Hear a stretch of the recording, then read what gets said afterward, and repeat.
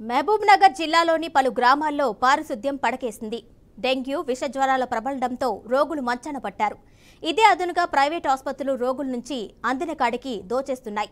గ్రామాలు పట్టణాలు అని తేడా లేకుండా విషజ్వరాలు ప్రబలుతున్నాయి. జిల్లా జనరల్ ఆసుపత్రిలో రోగుల సంఖ్య రోజురోజుకు పెరుగుతున్న వైద్యులు సరైన వైద్యం అందించి నయం చేస్తున్నారు.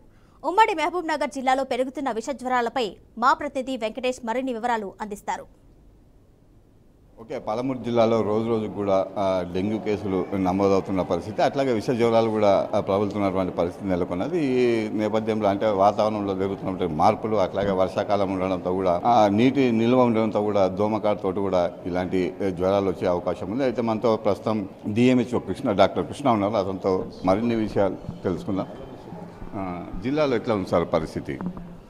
సిచ్యువేషన్ ఈజ్ అండర్ కంట్రోల్ అండి. యాజ్ మన ప్రతి ఒక్క కన్వర్జెన్స్ మీటింగ్లో కానీ మన డిస్ట్రిక్ట్ అడ్మినిస్ట్రేషన్ అంతా కూడా ఫోకస్ పాయింట్లు పెట్టుకొని district the other departments line డిపార్ట్మెంట్స్తో కోఆర్డినేట్ చేసుకుంటూ మనం తీసుకున్నటువంటి ప్రివెంటివ్ స్టెప్స్ ప్రకారం చూసుకుంటే మనకి ఎక్కడ కూడా ఫీవర్ సర్వీస్లో కానీ దీంట్లో కానీ సర్జ్ అనేది కనపడటం లేదు. డెంగ్యూ కేసెస్లో కానీ మిగతా వాటిలో కానీ ఈ స్లైట్ ఇంక్రీజ్ అనేది దట్ ఈస్ కామన్ ఇప్పుడు ఉండే సీజన్లో. దట్ ఈస్ 45 కేసెస్ వరకు యాజ్ ఆన్ టుడే జనవరి నుంచి ఇక్కడికి నమోదు కావడం జరిగింది మనకి. దానికి సంబంధించినటువంటి ఫీల్డ్ లెవెల్లో కూడా యాక్టివ్గా స్టెప్స్ తీసుకుంటున్నారు. 24 కేసెస్ బయట రూరల్ ఏరియాలో, 21 కేసెస్ అర్బన్ ఏరియాల్లో మనకి నమోదు కావడం జరిగిందండి. సో దీనికి సంబంధించిన మున్సిపల్ కమిషనర్స్కి నాలాలు ఫ్రెష్ అవుట్ అయ్యేటట్టుగా ఇన్స్ట్రక్షన్స్, ఎక్కడైతే లో లయింగ్ ఏరియాస్లో వాటర్ స్టాగ్నేషన్ ఎక్కడ ఉంటుందో అక్కడ కూడా క్లీన్ చేసుకోవడానికి చేయమని చెప్పి మన రెగ్యులర్గా ఫీల్డ్ లెవెల్లో తిరుగుతూ యాక్టివ్ చేస్తున్నారు. ఎక్కడైతే పాజిటివ్ కేసెస్గా ఐడెంటిఫై అవుతుందో ఇండోర్ రెసిడ్యువల్ స్ప్రే అనేది చేస్తారు. యాంటీ లార్వల్ మెజర్స్ అనేవి ప్రాపర్గా తీసుకుంటున్నారు. రెగ్యులర్గా మనం చేయాల్సిన పని కమ్యూనిటీలో ఉండేటువంటి పబ్లిక్ కూడా యాక్టివ్ పార్టిసిపేషన్ చేస్తే ఇంకా కూడా మనకి కేసెస్ అనేటివి తగ్గుముఖం పట్టేదానికి అవకాశం ఉంటుంది. చుట్టుపక్కల మరి వ్యక్తిగత పరిశుభ్రత కానీ పాటిస్తే ఆటోమేటిక్గా ఇవన్నీ కూడా మనకి కంట్రోల్లో అయ్యేదానికి already situation is under control. అంటే ఇప్పుడు జిల్లాలో ఈ వాతావరణ మార్పు వల్ల కూడా వర్షాలు ముసురుతో కూడుకున్న పరిస్థితి నెలకొన్నది. దీంతో అంటే ప్రజలు ఎలాంటి జాగ్రత్తలు తీసుకోవాల్సిన అవసరం ఉంది? చుట్టుపక్కల నీరు నిలవకుండా చూసుకోవాలి. ప్లాస్టిక్ కప్పులు లాంటివి వాటిల్లో అక్కడ ఉంటాయి. కొబ్బరి బొండాలు, చిప్పలు అట్లాంటి వాటి కూడా క్లీన్ చేసేసి కంప్లీట్గా పడేసుకోవాలి.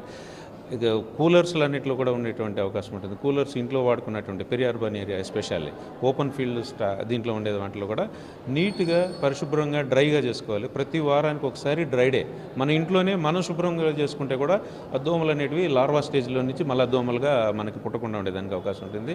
So that we can effectively control the situation.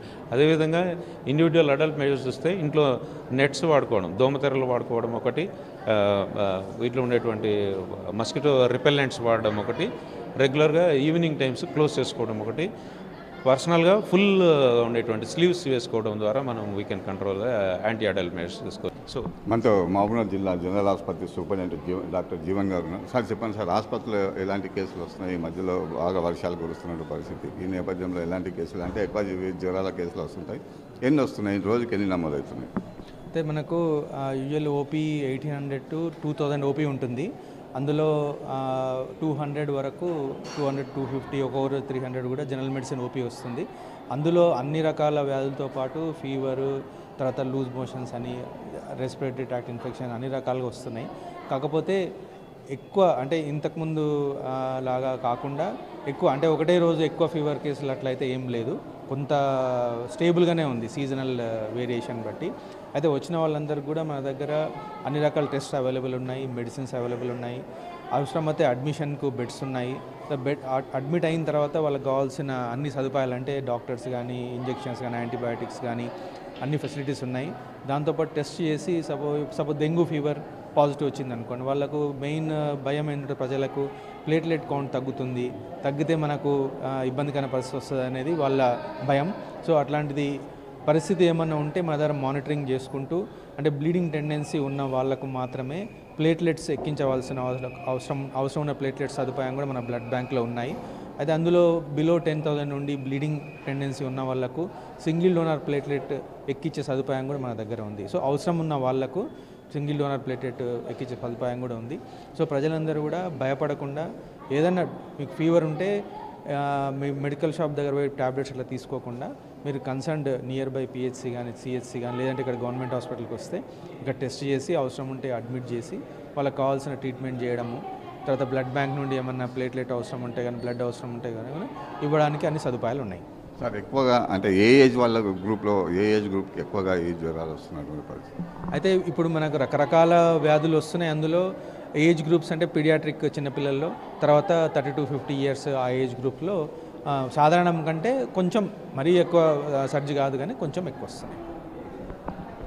ఇది డాక్టర్ జీవన్ రెడ్డి అట్లాగే డాక్టర్ కృష్ణ చెప్తున్న పరిస్థితి. అయితే జిల్లాలో మాత్రం ఏదైతే డెంగ్యూ విష జ్వరాలు వస్తున్నాయో వాటి కంట్రోల్లో చేస్తున్నామని కూడా ఎప్పటికప్పుడు కూడా చర్యలు తీసుకుంటామని చెప్తున్న పరిస్థితి కనిపిస్తున్నది. కెమెరామెన్ కిరణ్తో వెంకటేష్, మహబూబ్ నగర్.